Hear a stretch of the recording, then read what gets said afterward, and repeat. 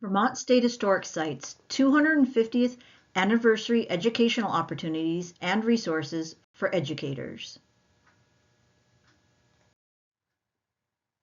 The Vermont State Historic Sites have 4 properties open to the public that are significant in the American Revolution and even earlier. They are authentic places classes can visit in the warmer months and walk in the footsteps of history. If you're too far away for a class trip, you can learn about them in the classroom. The 1776-1777 Northern Campaign of the American Revolution story can be seen at these sites along the transportation corridor of Lake Champlain and points south. Let us tell you about Chimney Point, the Hubbardton Battlefield, Mount Independence, and the Bennington Battle Monument. Chimney Point is a thousands of years old point of contact between many peoples. It is located on Lake Champlain at the Vermont foot of the Lake Champlain Bridge that crosses to New York. The site's mission is to present the history of the 3 earliest cultures in the region. The Native American, from the first inhabitants to today. The French colonial, site of a 1731 French fort and then French domestic settlement, and early American including the Revolutionary War. When studying the American Revolution, it is helpful to understand the background, what happened, and who the people were before this time. Field trip opportunities at Chimney Point include visiting the museum and seeing exhibits that include many ancient and historic artifacts, a hands-on Native American stone tool activity, learning about the atlatl, a spear thrower used around the world before the development of the bow and arrow, learning about the French, their fort and life, with a sight interpreter when available, who talks with students and shows them examples of their material culture, and the Revolutionary War time period in circa 1783 Tavern. You can also walk on the sidewalks on the Lake Champlain Bridge over to Crown Point, New York, and back. The next stop to the south on Lake Champlain is Mount Independence, a National Historic Landmark. It was built and occupied in 1776-1777 and is indeed named after the Declaration of Independence. It is opposite Fort Ticonderoga, seen to the left in the painting at the top. Learning opportunities may be found inside the museum as well as outside on the trails that explore the over 300 acres of fortifications. The site has over 6 miles of walking and hiking trails, including one that is handicap accessible with gentle grades and compacted surfaces. From the trails, you can see the remains of the Revolutionary War defenses. On the top left is one of the 3 gun or cannon batteries along the southern end of Mount Independence. This one is a short walk from the museum. Below that are the remains of a wall for a lookout. Colorful interpretive signs on the Baldwin Trail provide information about what you are seeing.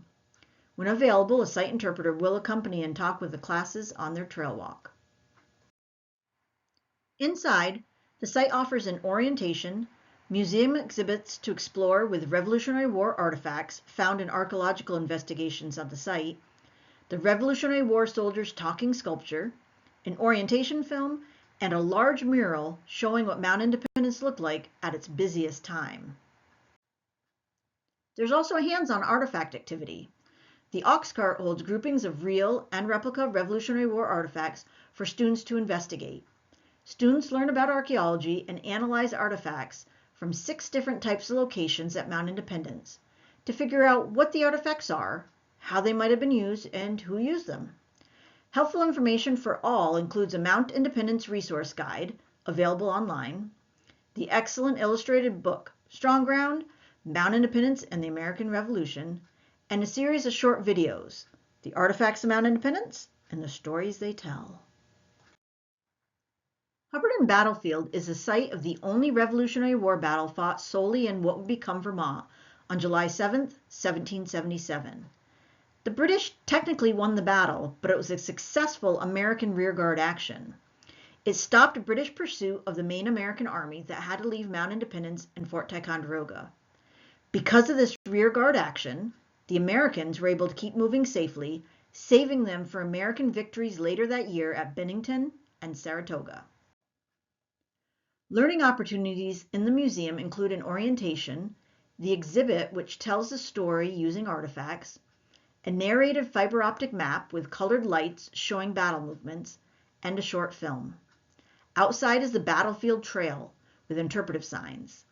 In the bottom right picture, a local class works with reenactors to reenact the battle.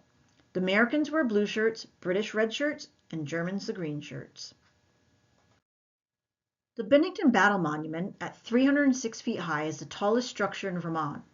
It commemorates the August 16, 1777 Battle of Bennington that took place nearby along the Loweloomsac River in New York. The American victory stopped the Germans, who were working for the British, from capturing the military supply warehouse on this site. The site includes statues of Colonel Seth Warner and Major General John Stark, and stone markers noting the site of the supply warehouse and the site of the first printing press of the Vermont Gazette, an important early newspaper. Educational opportunities at the Bennington Monument include walking the grounds to see the statues and markers, and taking the elevator to the observation level to see the views of 3 states, Vermont, Massachusetts, and New York, in all directions. You'll learn about the importance of the supply warehouse and the battle that protected it. When available, reenactors talk with classes about life of the time. Inside the monument are exhibit panels with photographs and drawings showing the importance of the Revolutionary War Northern Campaign, the history of the Battle of Bennington, and the design and construction of the monument. You can reach us and find more information on our website. Helpful videos, including the Artifact series, are available on the Vermont Historic Sites YouTube channel. The site's Facebook page is also an informative resource about the Vermont State Historic Sites.